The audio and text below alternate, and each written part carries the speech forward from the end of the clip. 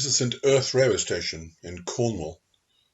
It's located on the Cornish Mainline, and also it's the junction for the branch to St Ives.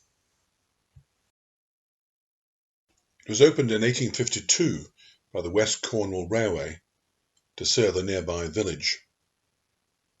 In 1877, the St Ives branch opened. By the number of train services per day, it's the busiest station in Cornwall.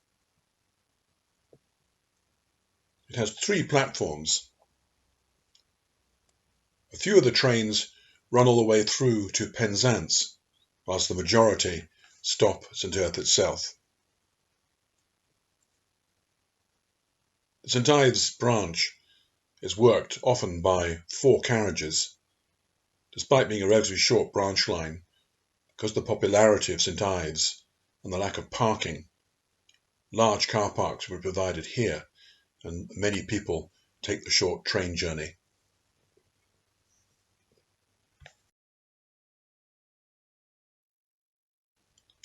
As stated, most trains from St Ives terminate at the bay platform at St Erth. Most mainline trains also stop here.